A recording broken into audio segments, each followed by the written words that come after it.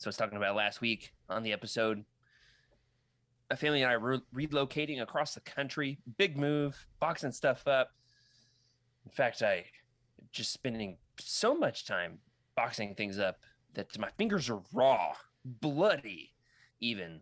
So much time. It's turning to, of course, pretty late fall over here in Massachusetts, getting ready for a massive relocation, buying houses, selling houses, cleaning things up, tearing down walls, parts of walls that we're already tearing down anyway. Long story short, with the big move happening this year, we are not going to have a regular Christmas tree, which, it's like your pretty standard, basic white Christian American. Like I'm not, I've never not had a Christmas tree. However, my wife did grant me for the first time ever, and I've been begging for this. We're almost married 10 years now. Been begging for a Star Wars themed Christmas tree. She has granted me one. It is small, but it is an all black pre-lit tree. So it's kind of look like, like a starscape. And I'm going to fill it with all the Star Wars ornaments I have collected over the years. It's going to go right here in my Star Wars studio. Maybe it'll be set up for next week. Maybe not. Who knows? But very excited about that. And I'm curious, guys, have you ever done a Star Wars Christmas tree? Yeah, let us know in the chat as well. No, I haven't. I just thinking about it. I mean, I've always had Star Wars, the Hallmark Star Wars ornaments and stuff, but never like dominating the tree. Yeah, that's a great idea. I've had a couple, like Freddie said, on the tree, but never its own dedicated tree. I like it. Okay, Emily? It sounds like a beautiful thing. I am. I have not a single Star Wars ornament. I have, in fact, really only until like 2 years after I got married. I think that was the last time we bought an ornament. After that, I was like, we don't need all these ornaments. It's okay. So we keep it pretty simple here in the Daybeck house. You've got pumpkins behind you. So I if do. You've got pumpkins, you can do a Christmas tree. Oh, yeah. What else do you put on your Christmas tree? Like red and green bulbs? I mean, that's boring. I mean, I could send pics when it's up. I'm like it's been very difficult to restrain myself from decorating this early, especially because it's just everywhere. Every time I walk into a store, it's Christmas music and it's just hard to avoid. I am of the opinion that you decorate the Christmas tree on the night of the day after Thanksgiving. Nope. There is no other day on the calendar. No other day on the calendar in which it is appropriate. And as is a tradition in my home, and it has been since maybe 1999, 2000. I'm trying to think about what year this album was released. We always do it to the exact same album every single year. You want to guess what it is? I'll give you a hint. It's very fitting with the theme of this podcast. Taylor Swift. No, that is a Utini. We have a lot of Swifties on the team at Utini. Chief among them. I would definitely be represented. It is Instinct Christmas. Oh, nice. It was the first CD we ever owned. I remember being like, this thing is so cool. It's so shiny. And so Instinct Christmas is what we listen to while we decorate the tree. Growing up, my mom would do these crazy themed trees. So one year the tree, I kid you not, one year the theme was fruit. And so the tree, all the ornaments, all of our like regular bulbs, the balls, and like the ones that I made in school, those stayed in the box. And we did pure fruit. We did little pears, little apples. That's all I remember. Oranges. Were they like real fruit, or is it just? We still have them. My mom died. My dad gave me the bag of the fake fruit. I was like, yes, love these. All right. So one year we did a clown tree. That one sucked. What? For sure. Yeah. A clown tree? Yep. The entire tree was covered in clowns. Yeah. That sounds like a Halloween thing more so than a Christmas thing. Good night. All right, now this episode's going off the rails. My mom was a professional clown. Yes. So that's part of the story. Oh, that's right. Okay. That's part of the story. You remember this, Rick? Yeah, and I'm surprised that we didn't. My grandfather, he was a preacher, but he also was a magician, a puppeteer, a photographer, a filmmaker. He did everything. And so, that's amazing. No lie, for when I was like 5 to like 6 or 7, he lived in our house with us, and we had a bonus room that we called Grandpa's office. And to this day, there is a marionette puppet stage in that room. So I'm really surprised that we didn't have a clown Christmas tree, because that would be right up my family's aisle. What's the saying? Whatever. Wow, that's amazing. Yeah. That's hilarious. Skuma Joe says as a kid they always put up the tree on Christmas Eve because they Nice. procrastinated. Which is so great. That's For awesome. me, it is the day after Thanksgiving, which is like the opposite end of the window. Now, you guys disagreed with that. Yeah, Why is no. that? My birthday is the end of November, and so it has to be after my birthday. Or we can't celebrate Christmas until I've been appreciated. My life has been celebrated. Okay, sure. So- I get That's that. fair. Respect it. I Yep. respect it. Day after Thanksgiving. Yes. Thank you, Freddie. All right. Yeah. That's a normal Well- answer. One year I did before Halloween. Actually, it was like mid-October. I couldn't help it. I think it was the first year we got Oh my married, and gosh. then we also moved that December. Hmm. So I decorated once, and then I got bored and redecorated, mind you, with like a shoestring budget. I had no money. I was like Right. putting dead plants in the tree, and then Yes. we moved, and then I had to decorate again. So I decorated 3 times, and that was the last time I decorated before Halloween. I'm very lazy with is my great. decorations. I usually all my Halloween decorations turn into Christmas decorations. There you go. So I would be very interested in seeing how that converts. Santa hats on everything. Santa hat on the pumpkin. Santa hat on Jack Skellington. Yeah. Oh my You gosh. get a Santa Freddy hat. Krueger You get with a Santa beard hat. and a. Ghost with a Santa hat. Yep. White, red, white. Perfect. So every year, for as long as I can remember, when I was a teenager, I've started getting one Star Wars ornament for every Christmas. Every Christmas season, I get one new. I limit myself because there's always several good ones. So at this point, I've collected, I think, just the right amount for one small tree. We're about to find out. We're going to find out. I've got an X-Wing. I've got, these were last year's. I might have got 2 last year. I don't know. I've got Baby Yoda. So he's nice. going on the tree. What's fun is he kind of looks like an ornament. Mm-hmm. You know what I'm saying? Yeah. Does Like, yeah. He's a ball. It's more of an egg. Mm-hmm. Anyway, pretty heavy though. Got to put him on a sturdy branch. Here's what I'm very proud of: the Death Star. Nice. Ooh. The Death Star going on a tree, and then it blows it up when it's done with it. Oh, So these are going to go on the tree very soon. Very like a excited about fire that. Let me hazard. ask you this though. I have yet to decide what this year's Star Wars ornament is going to be. Right here live. Mhm. Do a live show if you're an audio listener. This is live every Thursday night on youtube.com/Utini, where you can join us live in the chat. If you are live here with us tonight, get some input. Or, of course, you can jump over on the Legends Lookback Discord channel. Utini.com/Discord is how you can join there. You can chime in, weigh in on this. Hey, what should be my Star Wars ornament this year? Should I get an actual ornament, or should I buy or make an action figure and tie fishing line around its neck? Oh man. I specifically would like a Legendsy ornament. Mhm. What would be a good Star Wars Legends ornament to go on my tree? Doesn't have to Zeltron. exist. We could make it a Zeltron. Zeltron. Zeltron. sure. That would not A fly very with my wife. sexy Christmas. I was thinking, what I was thinking was much worse. Emily, we haven't gotten there yet, but it might be. Oh, I think no. those of us who are reading it. What about the scene from Paradise Snare, just right on that tree? The scene. The scene religious from- scene. Sorry. Is Oh, it like another orgy? well, have you read it? Have you read the Paradise Snake? I'm reading it right now, so don't spoil it. There's the, what are they called? The urethras? No, that's not right. What? Oh, this is a live show. The uvulas.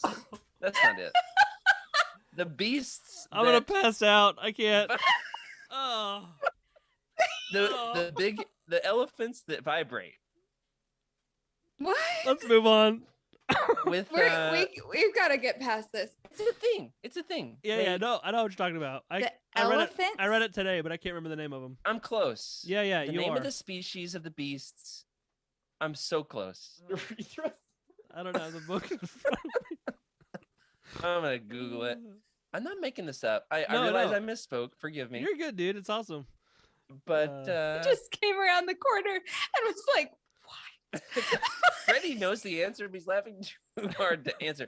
Talonda Till. Yeah, that's nothing like what I said. It's on the planet Elysia. There it is. Elysia. Yeah. All right. Okay, that's a little Thank close you, to. Joe. That's Yep. reasonable. All right. Just somebody get a like shot of Eureka. Emily fanning her face. Oh man. I can't, y'all. It's My cheeks hurt. Well, Emily I know it. can't. However, it was a great answer. She said Zeltrons. Freddie said the Talanda Till. Thank you for Yeah. bringing that one up. Rick, what's your guess? What would be your suggestion? My suggestion, man, would be Luke's severed hand, the forerunner for Luke. You know, that'd be great. Just stick That's that on excellent. the tree. be Gripping a excellent. lightsaber. That's so good. Yeah. We could the thing you do at the Renaissance Fair where you cast your hand in wax. Mm-hmm. Could make one of those. I like But it. that would be a Except for it really needed to be, big like- ornament. That's like a Right. big severed hand to put on your tiny little tree. We would do one of my kids' hands, which now starts to sound weird. That sounds a little off. Severed child hand. Yeah, we're working on it. Workshop. That's part of the All that's for the part of the spirit Halloween of, tree. of Christmas. For the Yeah. Halloween tree. There we Halloween go. tree. That would work really well in Freddie's house. You know, Halloween to, Just put a Santa to hat on it. Christmas. Yeah. Yeah. Stick it in the tree and then voila, it's Christmas. I've got an extra Thrawn Black Series. I didn't mean to buy two, but I did, and so I was I thinking. bought two. I meant We to. put, all right, we put a little Yeah. Santa hat on Thrawn. That would work. Tie fishing line around Yeah. his neck. It's an ornament. Yeah. We're really big about the tying of the fishing line. Well, I'm redneck like that. You need to I mean, it's display. great. You need to dangle something from anywhere. Fishing line. Fishing line. Absolutely. That's the answer. Man. You won't see Like it. your It's what is it? invisible. Your sticky cup thing? Yeah, start to this Stick- episode. Sticky boss nass. Well, Yeah, your sticky boss nass is hanging from some fishing line. let us know That what your would be good, suggestion too. is. Have you ever done a themed tree? What would be a good ornament to put on a Star Wars tree? Would love your suggestions. But that's enough Christmas. We got a little bit more gore and dark side lore to get into tonight as we cover Darth Bane, Path of Destruction. We're going to finish up our roundtable on one of the greatest Legends books ever written. So without further ado, Rick, roll that tape.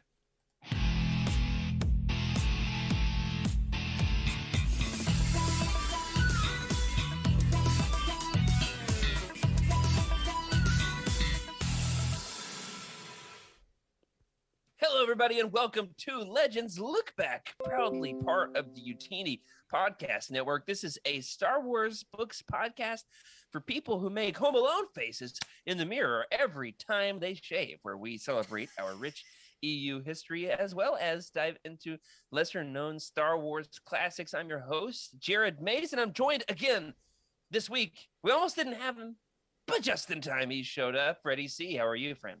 I'm doing all right. I'm glad to be here.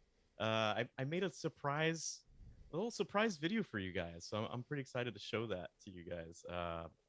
Coming up soon, I think it's gonna be next. I'm hoping it is what I think it is, but I don't want to say it now. It's supposed to spoil it. But glad to have you here, Freddie. Excited to see Freddie. For the most part, is like your classic team player. I take the bull by the horns. I crack the whip around here. Freddie tolerates me, is so patient, so kind, so generous. We're really good 1-2 punch when doing the show. Over 2 years together now, man. And it's been maybe 5 times ever in the history of the show that Freddie's like, I'm going to do a thing. And I don't get any say in it. He's just doing it. And so this is one of those nights. So keep me on my toes for sure. You know who else keeps me on my toes? Our producer, Rick Grace. Hello, hello. I'm here, and I'm wearing a NASA sweater that I'm really proud about. I love this thing. Oh, that's beautiful. Yeah. Ooh, that's cool. Good stuff, man. It's comfy. It's getting a little chilly out, and so nice to stay warm, you know, and something space related. So not quite Star Wars, but I'll take it. I'll Almost take Star it. Wars. That's Yeah, right. My kids and I have been watching this show on Disney Plus. One of those things where it was like we need something to watch, and it popped up, and I clicked it. It's called Across the Stars or Among the Stars. Yeah, You've seen this? I just started watching it too. It's so good. It's about Yeah, an astronaut Chris who's been to Cassidy. Yeah, space man. and wants to go back. Mm-hmm. That's the thing. Oh man, it's great. Love it. And then it got a little boring. I mean, it's fine, but like my kids were like, I don't know. Right. So then we watched the '90s classic Rocket Man instead. Hmm. You ever seen Rocket Man? So good. Classic. One of my favorite movies of all time. As soon as I started it, my wife was like, "This is terrible. Good night." And she went to bed. Goodness. My kids were like, let's watch that movie with the monkey astronaut. And I was like, oh yeah, That's the let's one. do it. Yep, for sure. You know who I didn't really consider in that whole Home Alone intro there about shaving in the mirror is our female co-host. How are you, Emily Dayback? I'm doing well. My husband used to practice that though. He had that little fake razor. He used to shave like that. So Nice. Well, here's the thing. I didn't make it too gendered in the fact that like you could make the face. Doesn't, you just whenever you're shaving, you can still make the face. Let's right? be honest. Macaulay Culkin I'll didn't have do that. any facial hair either during that time. So It's true. Now, I thought of it because his brother hosted SNL this last week, and they referenced. I didn't know this. He hosted SNL in '91 as a kid. What? He hosted Saturday Night Live as a kid. Anyway, I got to go back and try to find that. I watched one sketch from when he was a kid, and it was kind of rough. So we'll see. They basically just did the Mighty Ducks voice the whole time. The entire sketch was like, excellent. Brody. So like almost every day here. Yeah. Yeah, it's just a normal day. Day in the life. Well, tonight, as we are doing a roundtable, we are going to be skipping some of our pre-show segments, Thraken's Thrift Store, Legends Lookout. However, Freddie couldn't help himself. He's got something. Freddie, tell us what you got. Well, I'm not gonna spoil it too much. Let's just say I pre-ordered this not too long ago. It came in, and I had it sitting on my desk waiting to unveil it here. And then I saw on the show notes, no Thraken's Thrift Store. I was like, well, I'll do something different. So, Rick, roll it. All right. Hey everybody, this is Freddie C. I've got a really janky setup right now, but I just wanted to show you guys something that was pretty cool that I ordered not too long ago. But I can't hear I pre-ordered it when it was first announced, and then when it dropped, I mean, I just got this like today's 11/11. I probably got this 11/9. I apologize, I did not get a manicure before this. I just finished judo, and it is super cool. I opened it already just to get that out of the way. It's really easy to open. You basically just take it off. You can see that. This is so cool. So inside, as all Tamagotchis have, there is instructions. Pretty interesting stuff. I'm not going to go through it all. I'll just say there is a lot of instructions, and it is not your usual Tamagotchi, that's for sure. So those are all of the life cycles of R2-D2 right there. Yeah, that's it, man. You know, I'll just brief over it. You can play with Chewbacca. You can play with Chewbacca. Look at that. The Jacques. So, I just wanted to show you the starting song and whatever you call it. It's interesting. It's super interesting. So I'm just gonna stop talking and whatever my hand's doing here. Let's just give it a go, shall we? Oh, let's just say it's 12 a.m. Sure. Whatever. 6. Fine. A long time ago, in a galaxy far, far away. So cool. You see that? Oh! Okay, that's the... There he is. Guys. That's so cool. Alright, I don't know how to play this game yet. I just wanted to show you that. It is super awesome. I can't wait to figure this out. Okay, did I just light R2 on fire? We'll find out soon.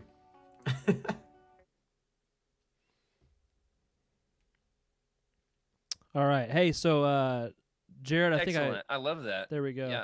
Yeah, there it is. He had to mute us because we were talking over the video. But here's the issue: we couldn't hear the video. Playing videos, it's a little tricky. Playing videos live on the show is always a little tricky. Yeah. So basically, what was there is just I may have blown up R2-D2. I'm not sure. Still got to check on him. But ultimately, it's a lot smaller than your normal Tamagotchi. And there's like tiny. It's super tiny. I'm like trying to figure out how to hold it. I was like, this thing is so small. It's like for a baby's hand. Well, hold up. Are Freddy's hands just way bigger than I realized? No, like or did like the whole like time thing where you remember something differently, and like maybe they're always that size, but you grew up, you're an adult now, and so it seems tinier. These are just unusually small. I have my old ones. Right. Okay. So Gosh, that's the cutest thing I've ever seen. yeah, it's a tiny little egg. It's my It new looks ornament. like an egg. Yeah. That would go great on a Christmas tree It for would, sure. it would. Man, if I got one of those, my kids would Multi-purpose. never stop playing with it. I know, man. Well, that is really neat, Freddie. I thought about getting it and it didn't seem essential for the collection. However, I'm glad you showed it off here on the show. Let us know if you figure it out and have some fun with it. Yeah, I will. Yeah, I will. I can't wait. I don't know what I did to R2, but hopefully he's still alive. Now, did you mention there was a Chewbacca on there too? There is a Chewbacca, and you get to play Jarek with him. It's a little different. It's a fun little game. I just took a look at it real fast. He wins or he loses, and every time he wins, R2's not very happy. So. Oh, sure, right. Yeah. Because R2 has to let Chewbacca win.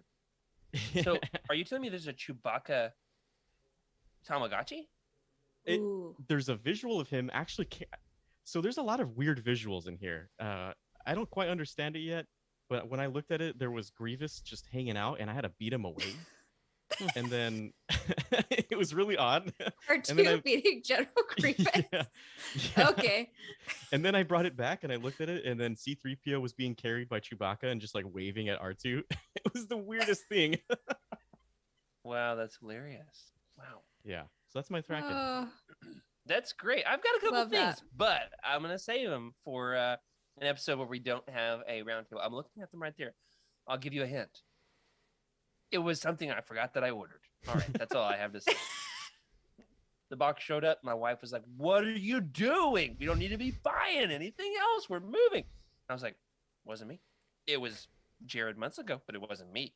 It was a different Jared, the time traveling Jared." Nevertheless, I've got a thing. Very excited about it. It's still got the cellophane. Now, this week we're going to be talking about Darth Bane, Path of Destruction. We are going to be looking a little bit more at some of the other characters that we didn't get to last week. So we spent our entire episode solely on Darth Bane himself and some of the background information on the book as well.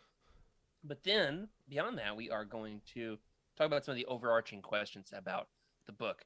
Before we do, Rick, kick us off with whatever advertisement we've got this week. And then we will get into Darth Bane, Path of Destruction.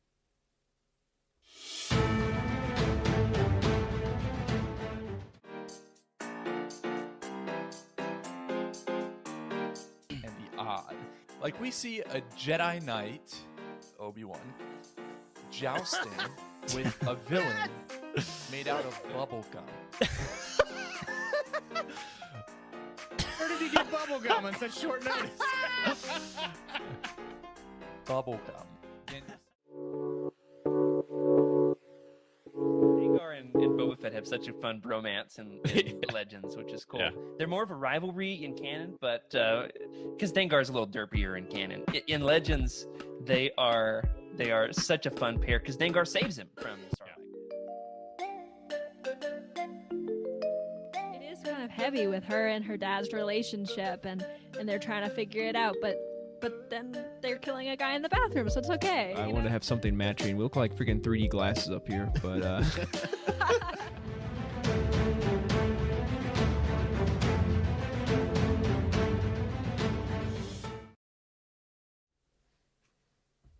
We talked mostly about Darth Bane, the Sith Lord himself, last week. The Bane of the Sith, Bane of his father's existence, and then well, with as many times I've read this book, he's starting to get on my nerves a little bit, but only because he takes himself so seriously. But I do have a kind of a working hypothesis. I want us to ask one question about Bane himself before we move on to some of the other characters. All right, let me know what you think about my theory.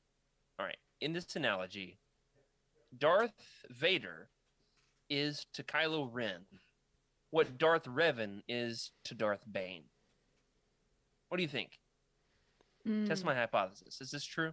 The way that Kylo Ren idolizes Darth Vader is kind of the way that Darth Bane idolizes Darth Revan, isn't it? I never thought about that, but you're right. That's excellent.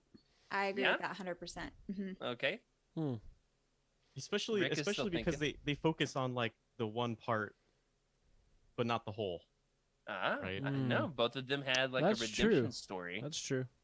I'm trying to poke a hole in that, but I really like it, so you're good. The biggest hole in it is that I'm referencing canon post Return of the Jedi content on our Legends show. That, like, as far as Canon our is show Legends. is concerned, Kylo I Ren guess. doesn't exist. True. I mean, he does not exist in Legends, so that's very true. Well, let me know in the chat. Let me know in the comments what you think. Would Darth Bane find Revan's melted head and put it on a pedestal in his office if he had the chance? Oh yeah. Yeah, I think if he had a chance, he would totally do it. That's Yeah. what Sith do, right? They collect. Especially, very rare. yeah. I think late life Bane, late life Bane, totally. You know. Now I'm starting to think I should get a like Darth Revan helmet off Etsy and then melt it a little bit and then put it on a pedestal. You That know, would be kind of fun in my new Star Wars collection. I feel like partially melting is harder than it seems, though. That would be an interesting video. I'd love for you to film the process. Yeah, then we can All talk the over methods it you on use. Legends Lookback. Yes. It would We'll kind of use- be fun to get like the Darth. I bet it exists out there on the internet, like the Surely. melted Darth Vader helmet from Oh yeah. from the Force Awakens. That would be great in my office. I don't want a Darth Vader helmet. I have one. Oh, I have one. I could make it. All right. That sounds like a sideshow piece. That sounds expensive, Freddie. Yeah, I'm talking about a exactly. redneck solution. That's right. Yeah. That involves carcinogens. You know, like melted plastic is Yeah. bad for the environment, isn't it? And it's Can't be probably good. known in the state of California to cause cancer. Yep. I don't live in everywhere. California. Everything flies in Arkansas. Everything. Texas Well, too. Texas too. We talked about Darth Bane last week. I do, however, want to talk about some of the other characters queued up for us. We've got a picture of Githany herself. Githany, who's kind of Bane's right-hand woman until she's not. What's the coolest thing about Githany? Is it the light whip, or is the way that she's so flexible and doesn't exactly fit anybody's mold of, you know, the perfect Sith student, and is kind of a partner to Bane, then becomes the right-hand person to Khan. Do you have anything that you particularly love about Githany, or is the light whip the best part? The light whip is pretty awesome. I do like the light whip. Yeah. And what's cool is they flesh that out in the book to say, like, any character, anybody who can fight with a non-traditional weapon, it keeps people on their toes, right? Comes into play with Bane's, I almost said crooked lightsaber. His, what do you call that? The handle that's Hilt, the tilted? curved tilt. Tilted Yeah, hilt? the curved hilt. Yeah, Tilted there it is. hilt. Right. That's Sounds like a tongue bar. twister. Well, That's my bar. there's a tilted kilt that's like a Hooters that's Celtic. Yeah. And so, That's I've true. never heard of this before. man, my hometown my Applebee's on a business, and they put that in there, and I'm Scottish ancestry, and I'm like, they're desecrating my heritage. But it's all good. So Ooh. great. Tonight's episode has me rolling. I cannot stop laughing. I know. We're having a hard time focusing. We're just so much fun, guys. It's one of those Gosh. weeks. But seriously, I would totally go to the tilted hilt and whatever. I There's bet also Githany the- probably would too. Yeah. There's She also seems to be, yeah. the double-bladed lightsaber that Hmm. who's the one that uses that? The lightsaber master? Yes. Cordus. Yeah, he's got the Is that Cordus? double-bladed. Yeah. Yeah. Or is it that other one? Yeah, there's I two thought it was guys the- that I the keep Blade getting Master. confused in this book. Or the Blade Master. Yeah. I'm getting myself confused. I'll look it up. But she has the light whip. But beyond that, I do want to know with Githany, there was this moment where Bane was really struggling in the academy, right? He had kind of lost his way. He got Cyrac to the Kasim is the Blade Master. Thank you very much. Appreciate that. Yep. Yeah, he's got the double. No, he breaks his double-bladed lightsaber into two. Anyway, there's this whole theme throughout the book of using blades, using lightsabers in a way that nobody expects, like keeping people on their toes. And when you do so, it's not necessarily the best strategy, but the fact that they don't know what to do Yeah. is the way to go. Do you want to chime in on that, Freddie, as I a do. martial artist? Yeah, that's so funny. I was just like thinking about this. Like, oh yeah, you're right. So the reason why mixed martial artistry became a thing is because each martial arts has a strength and their weakness, right? If you focus on one, you're going to be weak in another. For instance, I do judo, which is a wrestling. If I'm with a boxer and I close the distance and I grab his arms, he's done. I mean, there's nothing he can do. So if you practice in multiple martial artistries or a different martial artistry that no one knows, it's hard to really defend yourself against something that is not known, right? And that's very much what they talk about in during their martial artistry phase in the school is, you know, you use something that's different. Even in judo, if someone uses a different stance, it's harder to go against something that you're not used to training against. And that's exactly what he teaches, which is fantastic. Reading that was, you know, one-on-one. Yeah, good. I'm glad that connects for you. It made sense to me in the book, though it was different than anything that had ever come up in any other Star Wars book. There's just like the double-bladed lightsaber. The reason that it's effective is it's cool. But in this book, in the light whip, it's just different and it's cool.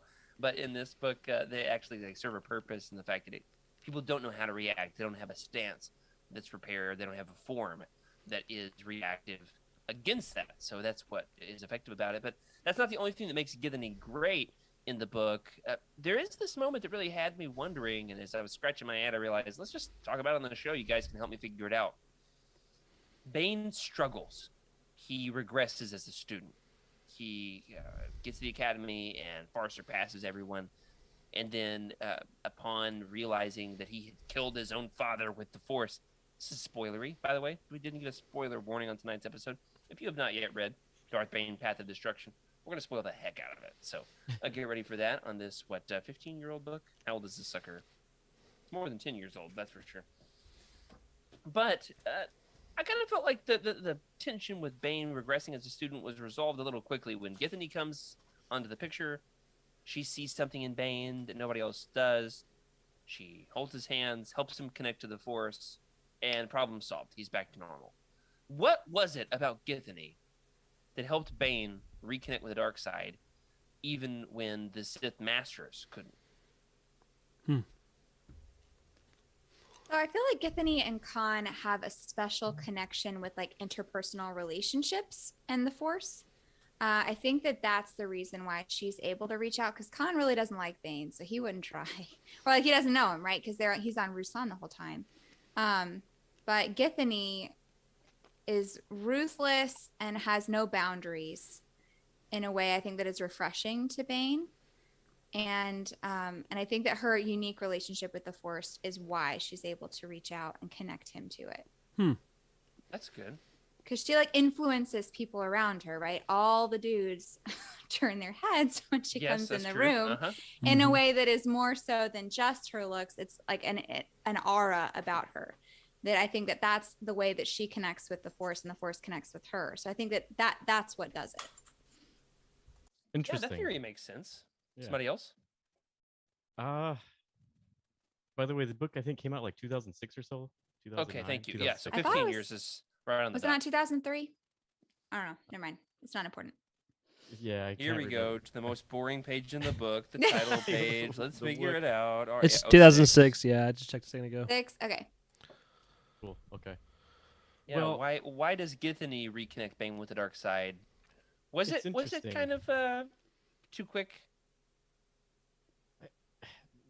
Emily, let me know what you think about this, because I feel like she's just very raw with her emotions towards Bane, and she's the only one questioning him, and she knows like, okay, you're strong. I know that you're strong. Why are you being like this? Like, what's up?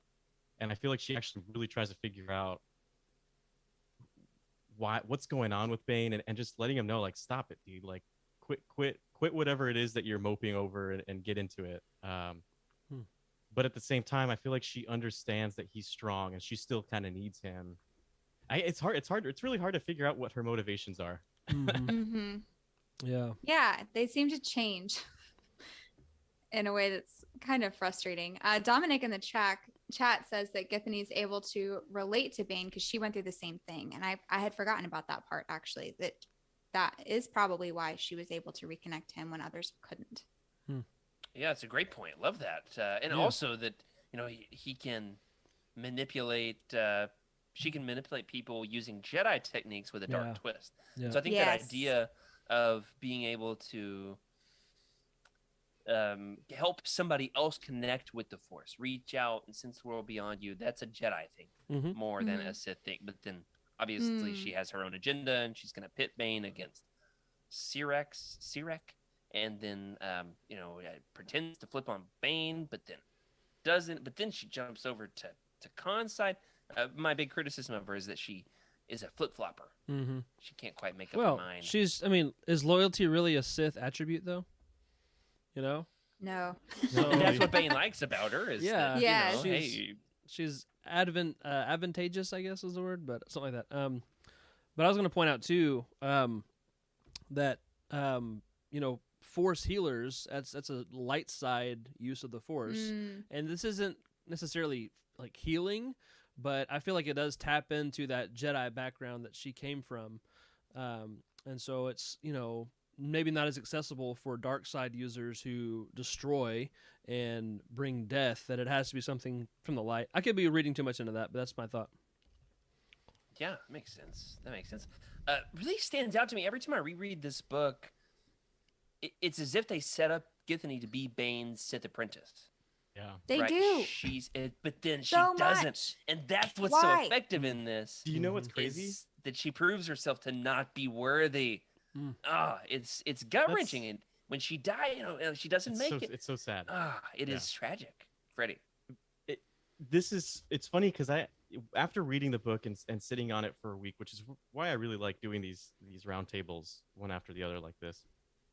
The one thing I noticed was she did exactly what Bane did that almost ruined Bane, right? Which was he hesitated, and she hesitated to believe Bane, and ultimately it led to her destruction, aka weakness, aka not a Sith, right? Okay. So if she had not hesitated so much on listening to her instinct, which is Bane might be right, Bane might be onto something, I think the story would have been a little different. But she did exactly what she told Bane not to do. That's a good point. I didn't think about that. That she hesitated, certainly. Yeah, it was tragic to see Bane talking with her, thinking like, "Oh, she finally gets it," and then for her to reveal, and then you can lead the Sith and you can take Khan's place, and he was like, you don't get it." What was maddening to me was Bane never explained it. He was never like, "I had a massive revelation. By the way, here's the Sith holocron. Why don't you watch Revan? He's super dope. You're gonna love him. Everybody loves him. Look at that helmet. He's got 2 different Funko Pops of he's in different colored jackets, but he doesn't, and he just like wants her to read his mind, which was maddening to me. And I'm like, just communicate, bro. But not like one of the Sith's strong suits. No, very good at being dark and broody. Though. Yep, very good. Yep, the eyeliner helps for sure. You know who else is good at being dark and broody? The leader of the Sith in the brother. There it is, Rick. He's holding up the eyeliner Bane cover, the original hardback there. Khan, of course, the leader of the Brotherhood of Darkness. And I'm just realizing I have it spelled 2 different ways in the show notes. You know why? I listened to the audiobook and I don't remember how it's spelled. So sorry about that. But at least I didn't call him Darth Hannah. Am I right, Emily? No. Listen. Okay, we've all have our moments. But he would help Blaine cast the first film. I just realized something. Being the resident Star Trek fan, Khan and Sirek are both Star Trek Rick names. For a second? So is this the most Star Trek book there is? I'm curious. All right, back to you, Jared. I couldn't tell you because I've never watched or read Star Trek. My mom would watch Next Generation after school as a kid, and I was like, this is lame. I'm going to go watch Digimon in my room. So, in retrospect, cool that my mom was watching sci-fi after school.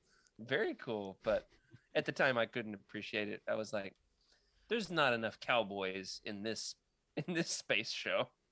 It's not Star Wars enough for me. Certainly. Well, Khan, of course, is different than Bane in the sense that Bane has this deep appreciation for history. Basically, he just really loves to play KOTOR and is a massive Revan fanboy. But I wonder, do you think Khan's Brotherhood of Darkness, like their ultimate downfall, is their disregard for Sith history? They think they're progressive. Yes. What's the quote? Those that forget history are doomed to repeat it. I don't know. I don't know my history. Sounds right. Quotes. Something like that. Yeah, I mean, you have to know where you came from in order to know where you're going, and ignoring the wisdom of age-old masters is usually a bad idea. Yeah, that's a good point. I think it's a symptom. I don't know if that's the single, cause, but definitely a symptom.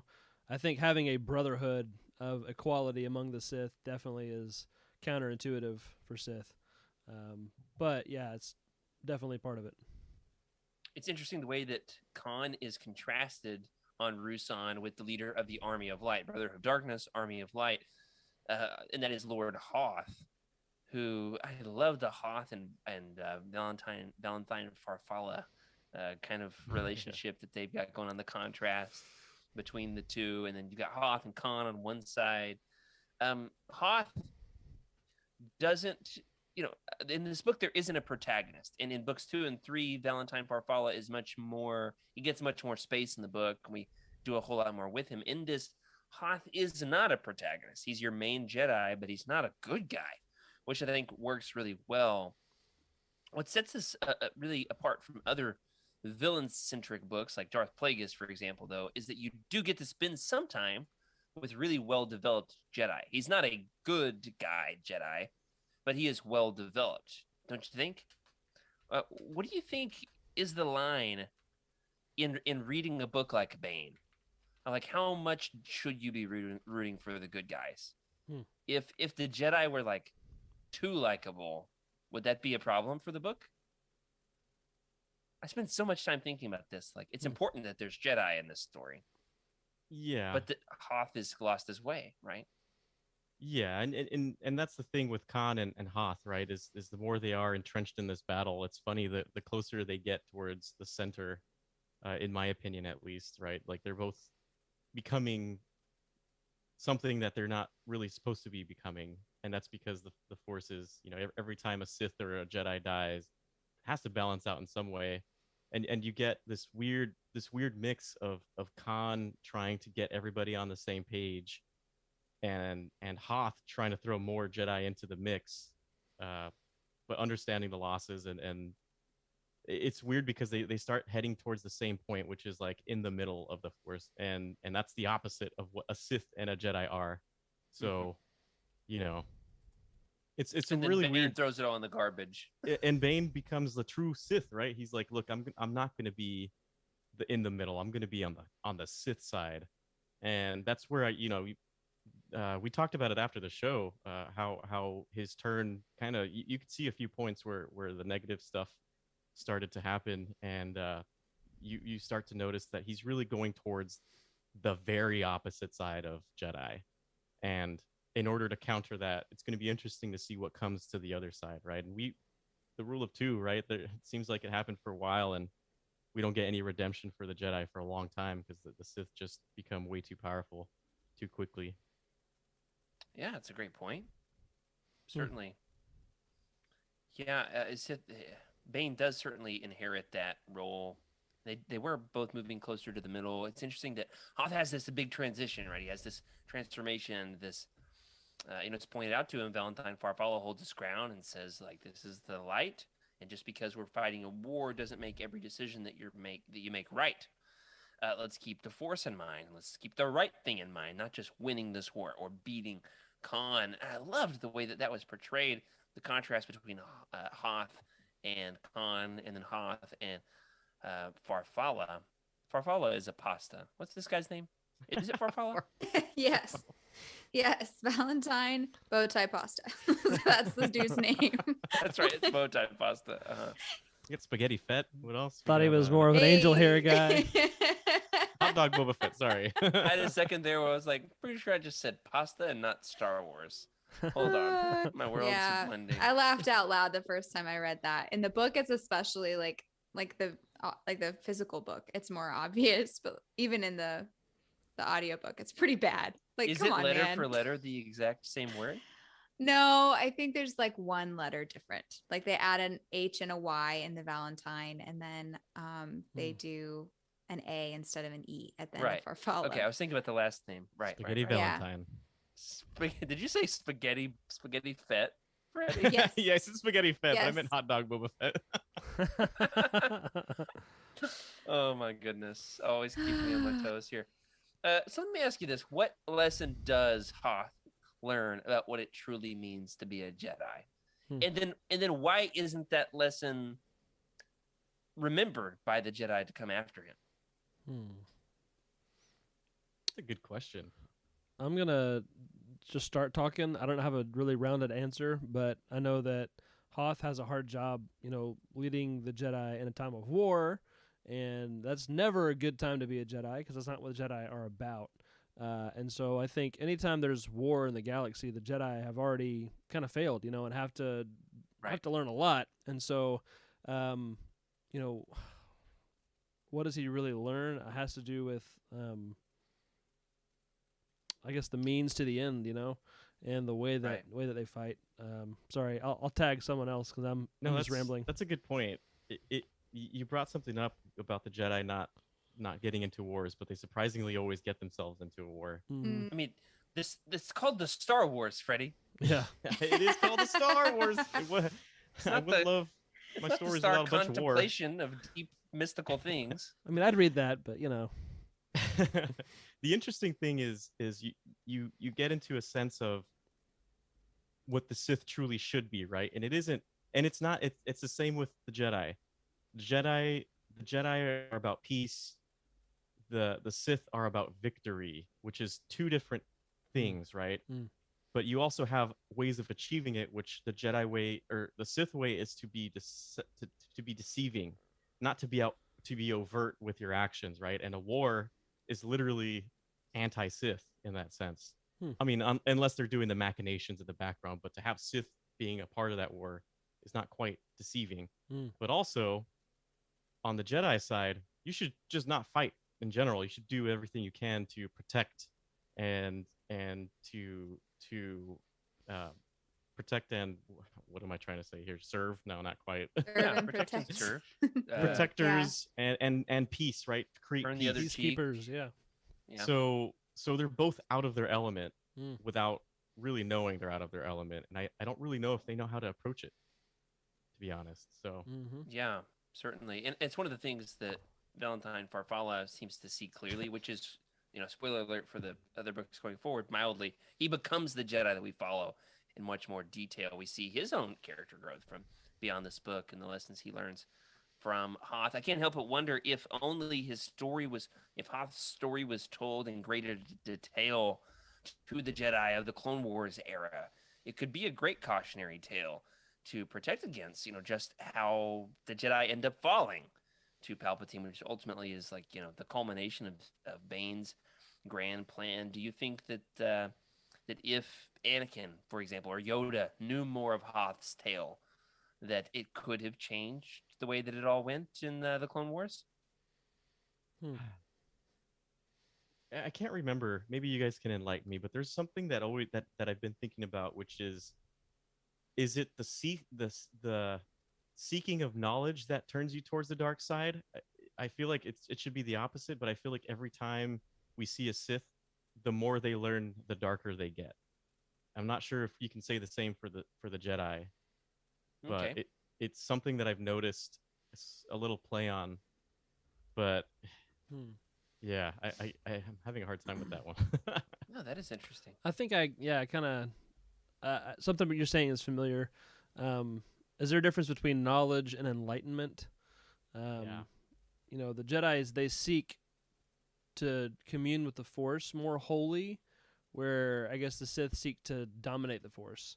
And so I think that it manifests as knowledge, but on the Jedi side, it's a kind of a passive oneness, I guess, maybe is the difference. I don't know. I'm just kind of talking out loud with you, but I mean, you almost think that like if they were to seek more knowledge into the past, which I feel like they should, right? They have all the holocrons. They stole all the Sith knowledge. It's probably banned because you read it, you want to become one, which we've seen. That's true.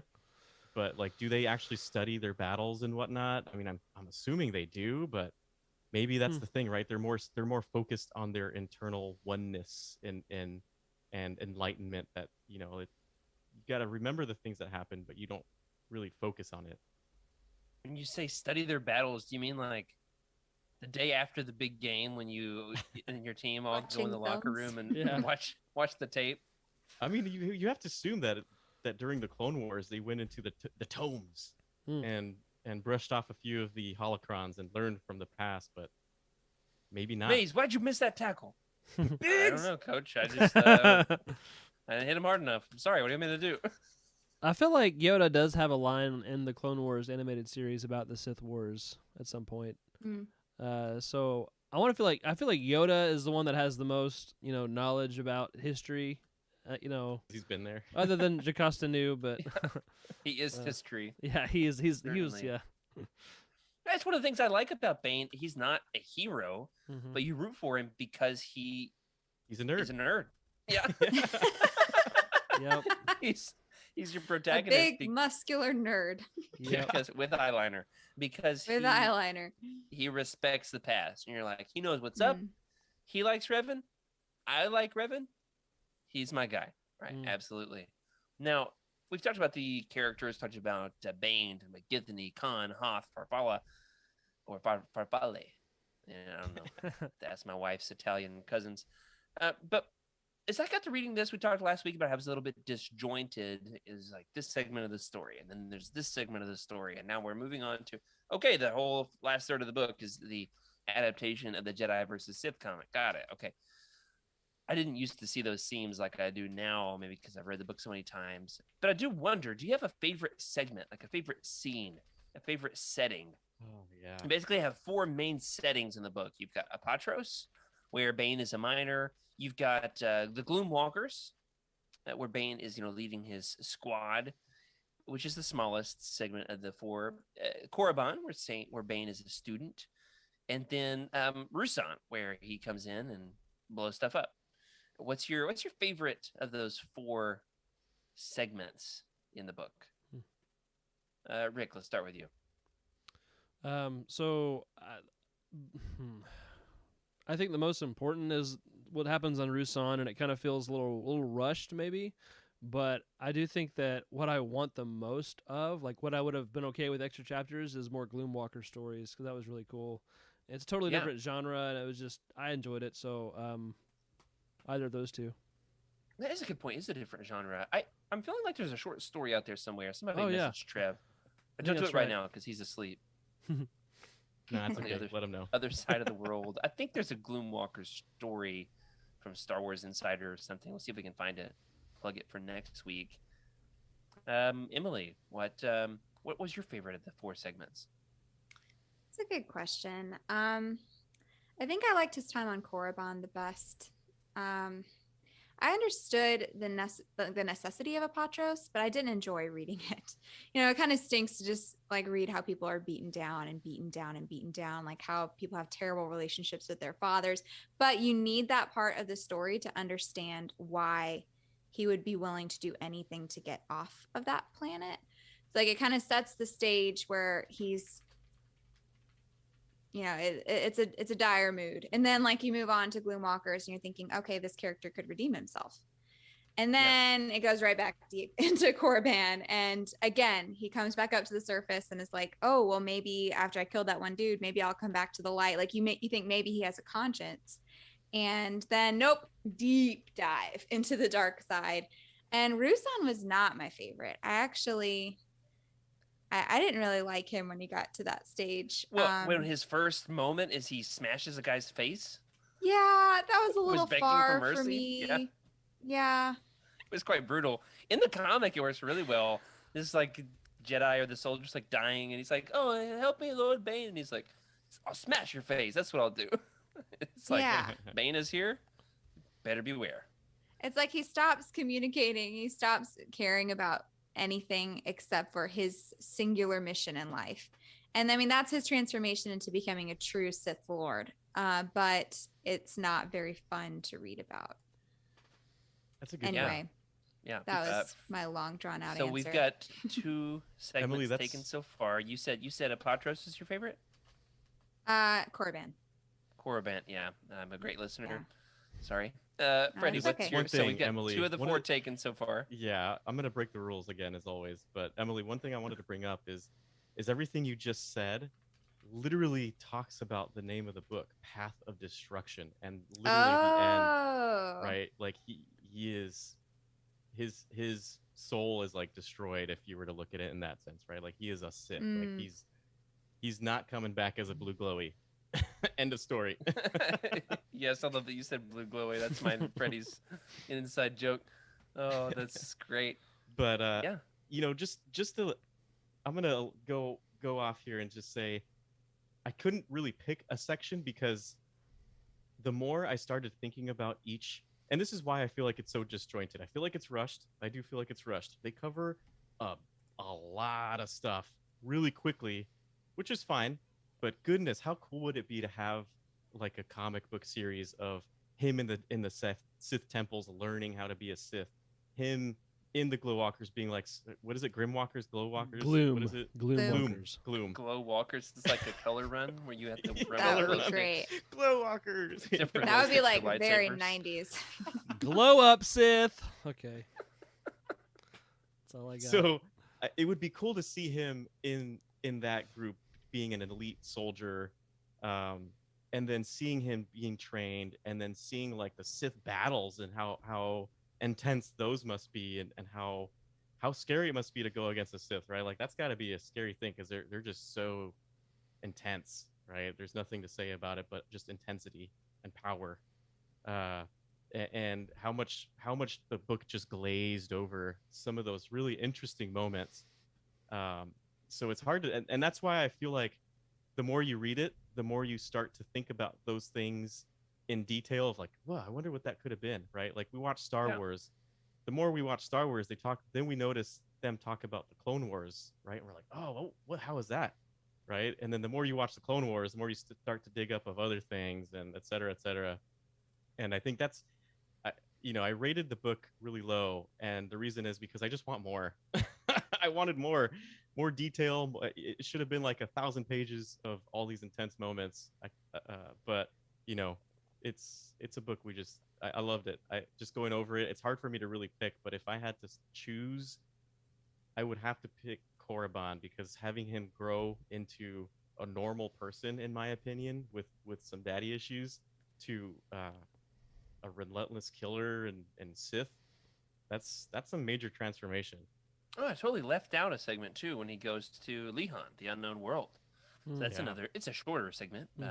He goes there only to discover there's nothing here, and then of course finds that he's got this revelation from what the Sith were all really about. Now, the rule of 2, of course,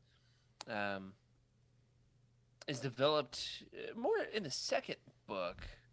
However, it's developed in this book. I do, before we get on to that, I do want to say I think my favorite segment is Apatros. I like this time around. It's really Karpyshyn's versatility as an author.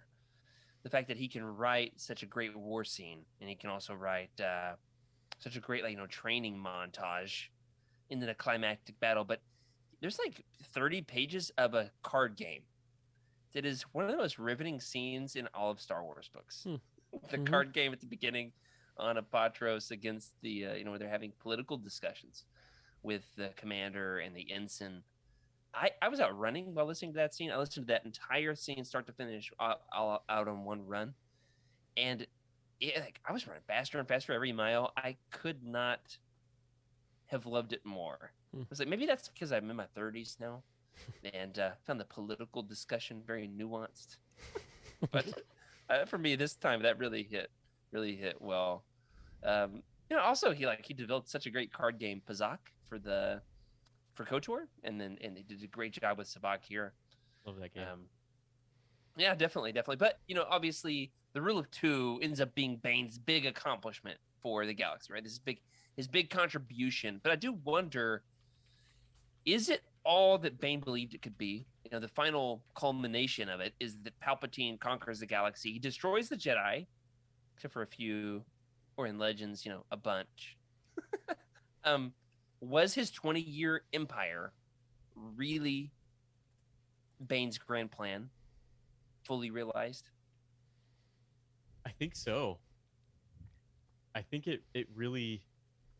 This is a tough one because looking at it, knowing Bane, seeing what ended up, now seeing how it ended to the new stuff, it's hard to carry it over all the way through.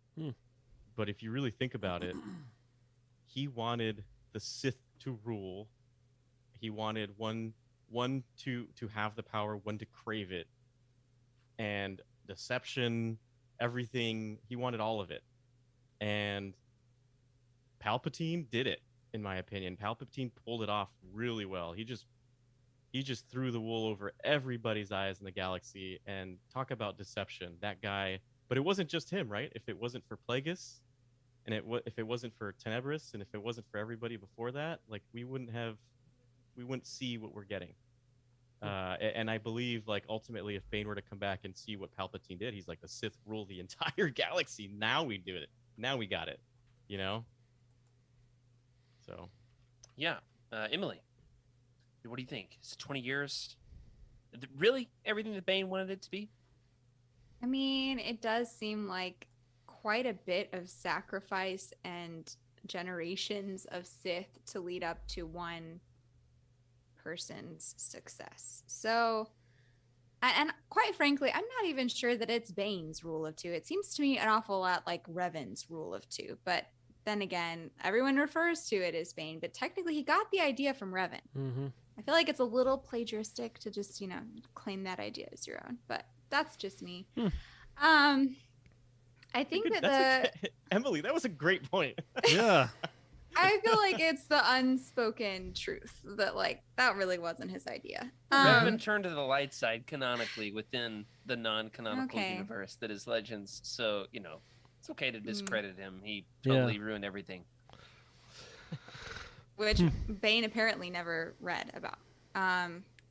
But I mean, was it the best was it the best strategy? I feel like that was better than the strategy that was currently being played, which was like this weird, like, gray area between the dark and the light of, like, trying to bind together the dark side forces to be a team. That doesn't work.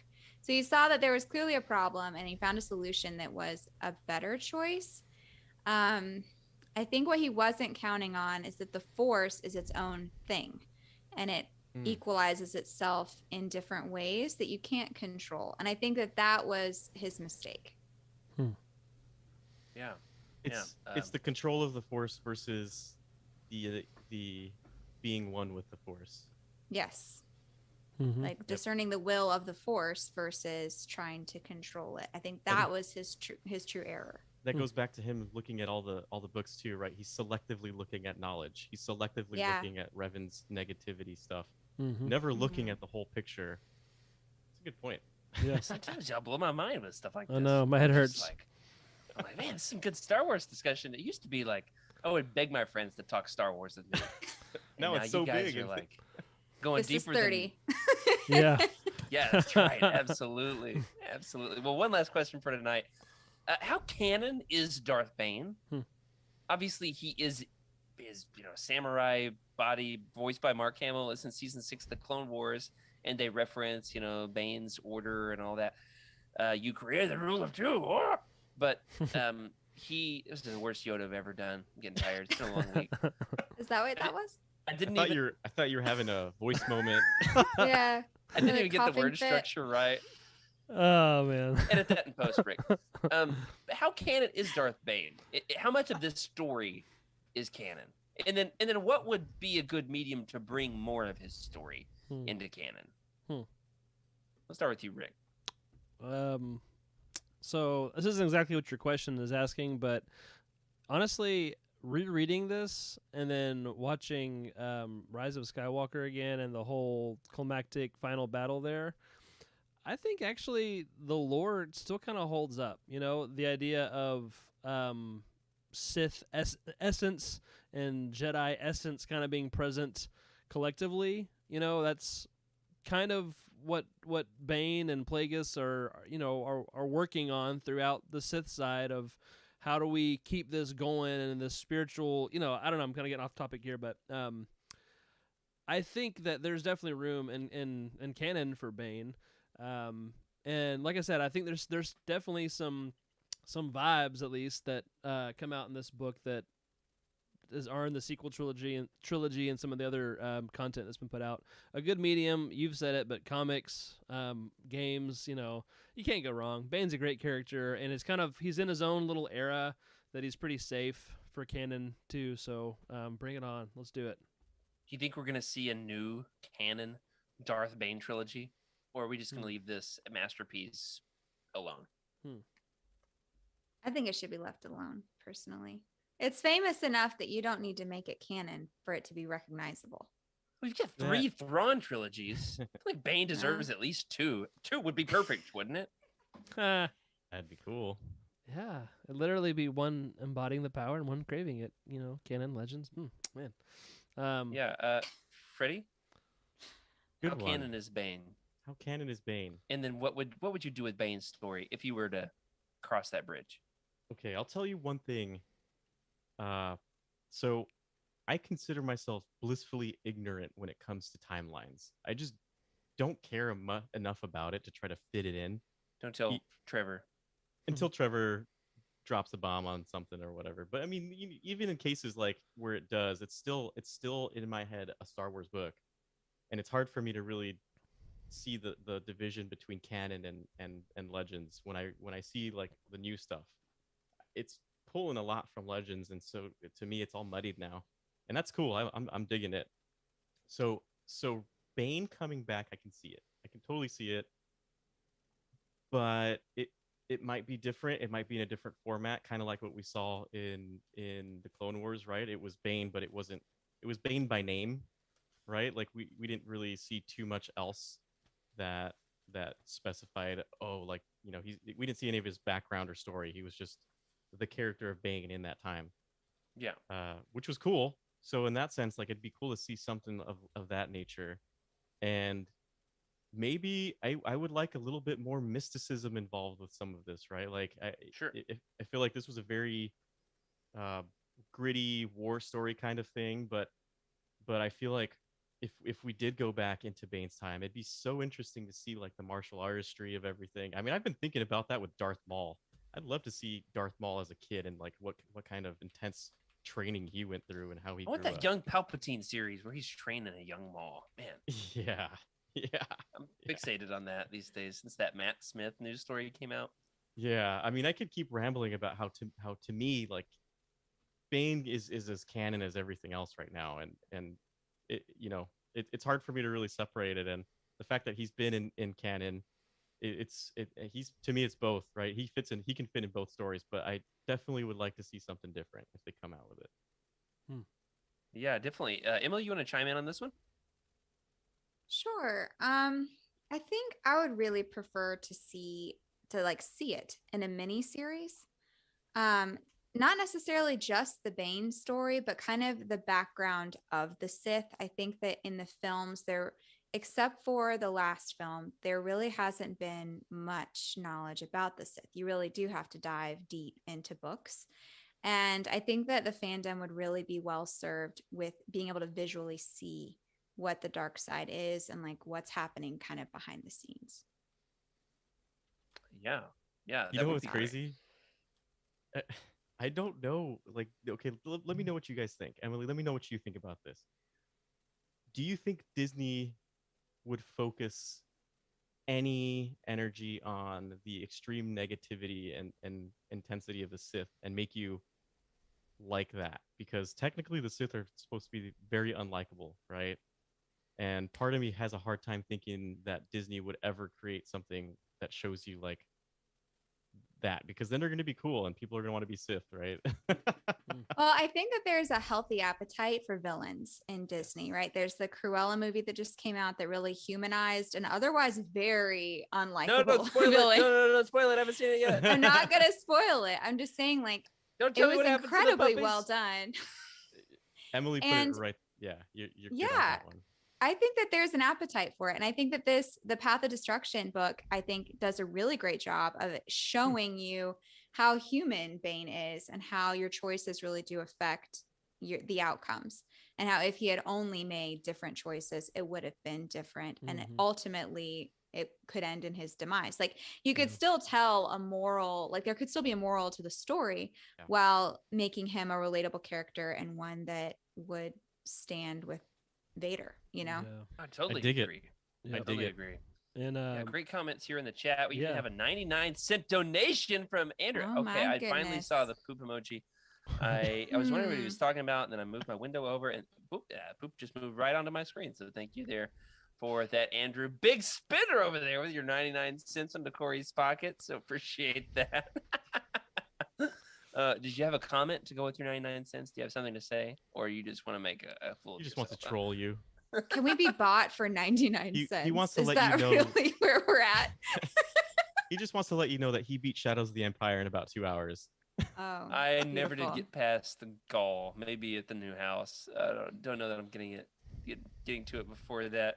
We will see. A lot of good comments here in the chat. We can't get to all of them tonight, but I do want to say thank you everybody for joining us. Good commentary. More. We got the Rogue Squadron news. We'll talk about that sooner or later, but not tonight. I do want to say though, if Bane is adapted, right, they like change the story. You know, like when something from Legends is brought over into canon, they often like will change one detail or one letter. For example, Korriban in canon is Morriban. Yep. Right. Change one letter. I would like to see Darth Xana changed to Darth Hannah. Good night, everybody. That's it. That's all I have to say. If you are following along with us at home, sorry, Emily, I had to do it.